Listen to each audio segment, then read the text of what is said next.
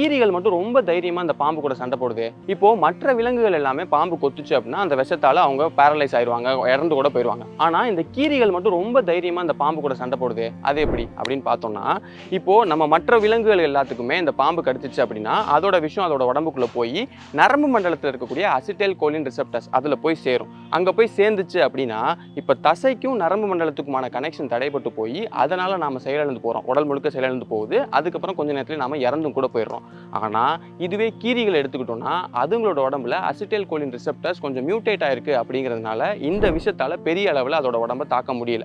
அது போக அதோட உடம்புல கிளைகோ புரோட்டீன்ஸும் நிறைய உற்பத்தி ஆகுறதுனால அதுவுமே இந்த விஷத்தை எல்லாமே நியூட்ரலைஸ் பண்ணிடுது. அதுக்காக பாம்புகளால கீரிகளை கொல்லவே முடியாது அப்படிங்கிறதெல்லாம் கிடையாது. ஓரளவுக்கு அதிகமான விஷயம் அதோட உடம்புல போய் பட்டுச்சு அப்படின்னாலும் கரெக்டான இடத்துல இந்த பாம்பு கொத்திருச்சு அப்படின்னாலுமே இந்த கீரிகள் கண்டிப்பா இறந்து தான் போகும். ஆனா அதுவுமே நடக்கக்கூடாது அப்படிங்கிறதுக்காக கீரிகளால இன்னும் சில விஷயங்கள் பண்ண முடியுது. என்னன்னா கீரிகளுக்கு பொதுவாகவே ரிஃப்ளெக்ஸஸ் ரொம்ப அதிகம். அதாவது ரொம்ப சீக்கிரமாகவே அந்த பக்கம் இந்த பக்கம் நகர முடியும். பாம்புகளுடைய நடவடிக்கை எந்த மாதிரி, அது எந்த பக்கம் மூவ் ஆகும், எந்த பக்கம் கொத்தும், இதெல்லாமே கணிச்சு டக்குன்னு அந்த பக்கம் இந்த பக்கமாக நகர்ந்து அதோடைய கொத்துலேருந்து காப்பாற்றிக்கும். அது போக அதோடைய உடம்பு முழுக்கவே ரொம்ப திக்கான ரோமங்கள் இருக்கிறதுனால நேரடியாக அதோட தோலில் விஷம் போய் சேர்றது ரொம்பவே கம்மியாகுது.